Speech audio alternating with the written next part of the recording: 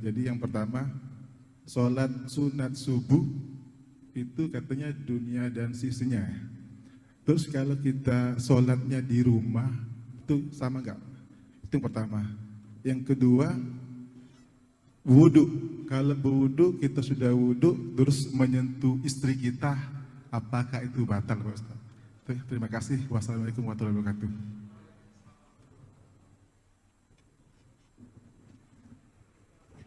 Raka'atul fajri khairum minad dunya wa ma fiha. 2 rakaat qabliyah subuh lebih baik daripada dunia seisinya. Disebut dia dengan raka'atul fajri, disebut dia dengan rakaat qabliyah subuh. Bagi yang pakai usolli sunnata subhi raka'ataini qabliyatan. Waktunya dari azan sampai ke iqamat. Jadi kalau bangunnya itu sudah azan subuh, dia di rumah, apakah dia langsung sholat subuh atau qabliyah subuh? Qabliyah subuh dulu. Andai terbangunnya itu sudah terlambat, apakah hilang waktu qabliyah? Tidak. Andai dia di masjid, masuk ke dalam masjid, tiba-tiba iqamat. Qad qamatis salatu, qad qamatis salah. Allahu akbar, Allahu akbar, la ilaha illallah. Dia langsung sholat subuh, setelah sholat subuh, dia qabliyah subuh. Qadha diganti qabliyah subuh. Satu-satunya sholat qabliyah yang diganti Nabi adalah qabliyah subuh. Saking pentingnya qabliyah subuh. Rakaat pertama ayatnya qul ya ayyuhal kafirun. Rakaat kedua ayatnya qul huwallahu ahad. Imam Muslim dalam kitab Sahih Muslim membuat satu bab khusus. Waktunya dari azan sampai iqamat. Jumlahnya 2 rakaat.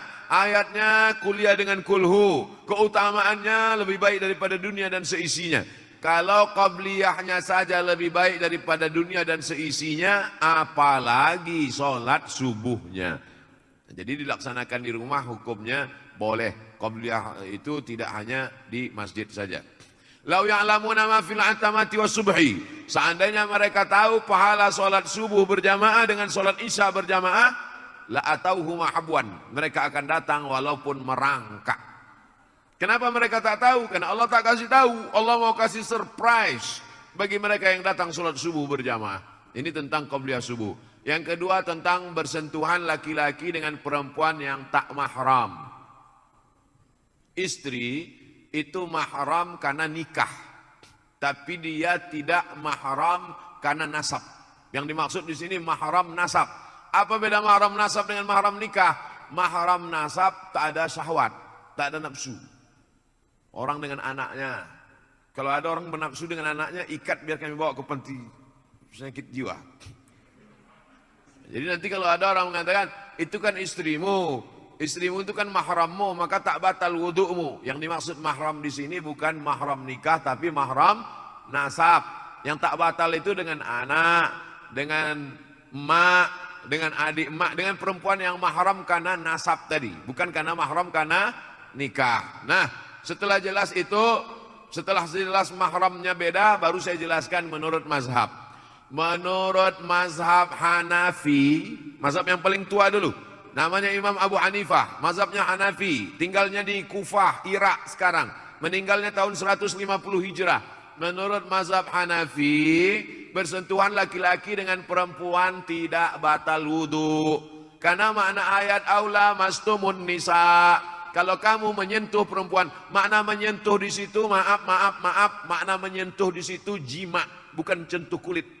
Tapi karena bahasa Quran itu tidak vulgar, bahasa Quran itu tidak porno, maka dia tidak katakan jima, dia katakan menyentuh.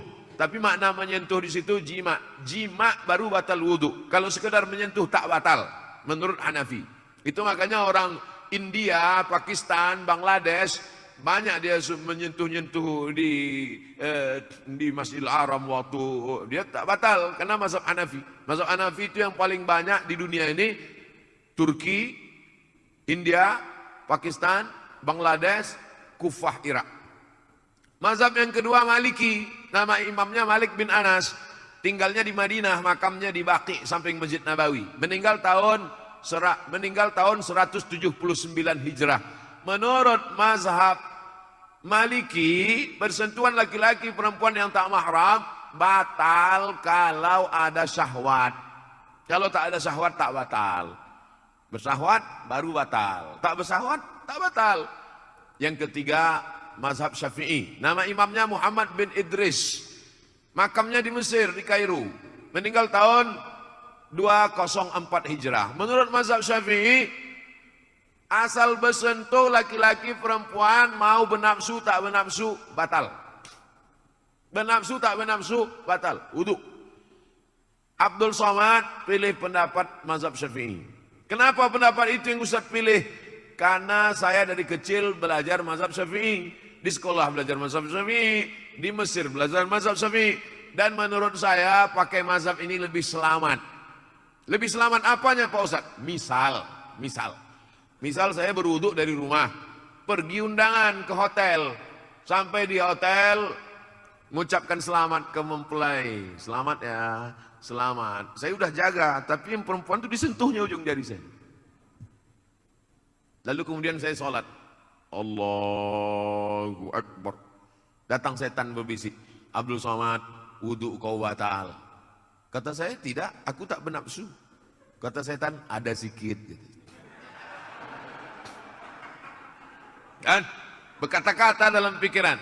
Tapi kalau saya pergi ke toilet, saya berwudu lagi, saya ulang wudu, saya sholat, maka hilang itu semua.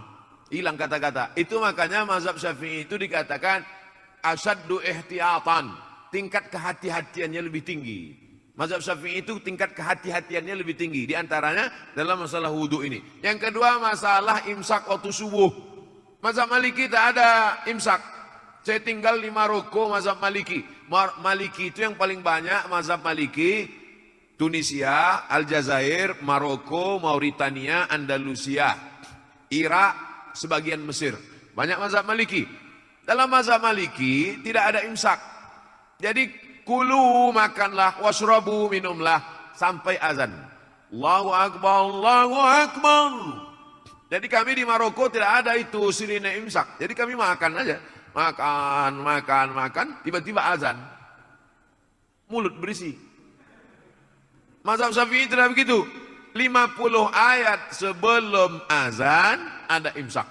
Jadi waktu itu belum ada jam, maka dipakai 50 ayat. Setelah dihitung-hitung 50 ayat itu diagak-agak lebih kurang 10 menit. Itulah maka ada imsak di tempat kita. Kalau hidup lampu. Tingkat kehati-hatiannya lebih tinggi. Setelah bersih mulut, gosok gigi, baru kemudian terdengar azan. Jadi lebih hati-hati, sehingga tidak ada was-was. Demikian. Allahu a'lam. Baik, kami silakan, Ibu.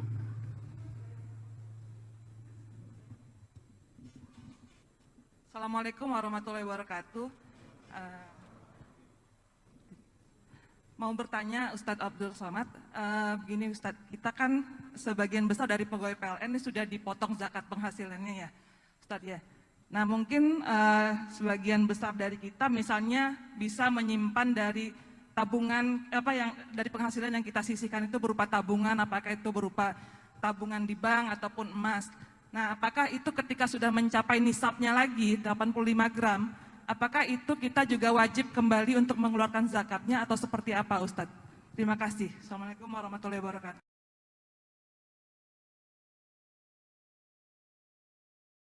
Teknis, berarti tak masuk yang tadi.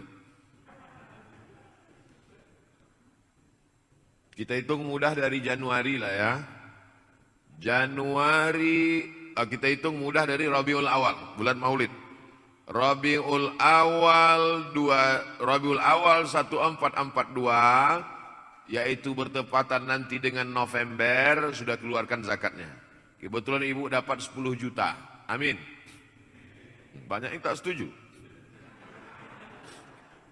10 juta 250 ribu, 10 juta 250 ribu, 10 juta 250 ribu, 10 juta 250 ribu. Dari November, dari Rabiul Awal November. Maka Rabiul Awal garis miring November 2021, yang 120 juta kotor tadi tidak dikeluarkan lagi zakatnya karena sudah dikeluarkan duluan. Sudah dipakai untuk biaya anak sekolah, untuk itu, untuk ini. Yang kalau kotornya itu 120 juta karena 1 bulan 10 juta, maka tinggal berapa di situ, tidak ada lagi zakatnya karena sudah dikeluarkan duluan. Oleh sebab itu catatannya mesti 2. Tapi kemudian ibu, bapak, tuan-tuan, ada tabungan. Maka yang pendapatan setahun tadi menggabung ke tabungan. Berapalah sisanya dari bayar itu, bayar ini, makan itu, makan ini, habis tersisa misalnya 30 juta. Ternyata di dalam tabungan itu ada 70, tambah 70 tambah 30, maka menjadi 100. Yang tabungan itulah yang dihitung dalam simpan per tahun. Kapan mulai menghitung startnya itu?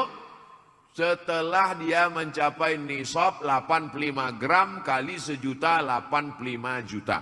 Jadi misalnya ada uang tersimpan yang bukan termasuk yang setahun yang sudah dikeluarkan tadi. Ada uang tersimpan di situ sekitar 70 atau sekitar berapa, belum ada zakatnya karena baru 70. 80 belum juga ada zakatnya.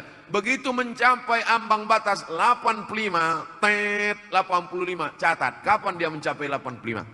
Mencapai 85 kebetulan pas 1 Idul Fitri. 1 Idul Fitri 85. Simpan setahun barulah keluar zakatnya. Ini tentang masalah tabungan. Selesai masalah tabungan. Kalau begitu ada 2 catatan. Ada gaji yang dikeluarkan duluan, ada tabungan uang simpanan yang memang tidak diganggu-ganggu. Pertanyaan yang kedua tentang emas. Bapak ibu yang menyimpan emas dalam bentuk batangan, emas antam, atau mini gold, atau dalam bentuk dinar, yang bukan perhiasan, maka dikeluarkan zakatnya 2,5% setelah disimpan selama setahun. Dapat uang, beli antam 5 gram. Dapat duit, beli antam 10 gram. Dapat duit, beli mini gold, dapat duit, beli. Tapi bukan perhiasan. Ketika dia mencapai 85 gram, catat. Sudah mencapai 85 gram tanggal sekian. Tanggal ini penting. Setelah setahun disimpan, keluarkan zakatnya 2,5%. Tahun berikutnya, 2,5%. Tahun berikutnya, 2,5%. Kalau menjadi 100 gram, keluarkan 2,5% dari 100 gram. Menjadi 300 gram, keluarkan 2,5% dari 300 gram. Ini emas batangan yang bukan emas perhiasan. Sekarang pembahasan emas perhiasan. Gelang, anting, subang, perhiasan. Emas perhiasan 2 pendapat ulama. Pendapat pertama, emas perhiasan dikeluarkan zakatnya sekali seumur hidup. Pendapat Imam Ahmad bin Ambal, mazhab Ambali. Maka balik dari sini, ambil gelang, subang, rantai, anting, gelang kaki, gelang leher, semua, gelang tangan, hitung sekali seumur hidup 2,5%. Ini zakat yang ini pendapat pertama. Pendapat yang kedua, mengatakan perhiasan emas tidak ada zakatnya sampai nisabnya 200 keping. Kalau zakat normal tadi 20 keping. Kalau zakat perhiasan 200 keping. 200 keping itu 850 gram. 850 gram itu sekilo kurang seon setengah. Jadi kalau ada anting-anting ibu beratnya sekilo kurang seon setengah, asal dipakai undangan merah muka menahankan sakitnya, itu baru dikenakan zakat. Saya ulang sekali lagi, zakat perhiasan emas 2 cara, 2 pendapat. Pendapat pertama, dikeluarkan sekali seumur hidup. Pendapat yang kedua, tidak ada zakatnya sampai 850 gram sekilo kurang seon setengah. Saya pakai pendapat yang pertama. Saya condong pada pendapat yang pertama, keluarkan zakatnya sekali seumur hidup. Tapi kalau banyak, keluarkan tiap tahun. Cobalah hitung di rumah sendiri, kalau emasnya banyak, sekilo 2 kilo, nah itu keluarkan setiap tahun. Tapi kalau emasnya sedikit, keluarkan sekali seumur hidup. Karena kalau ditunggu sekilo kurang seon setengah, tak akan seumur hidup tak bayar zakat. Wallahu a'lam. Jelas kan? Wallahu a'lam.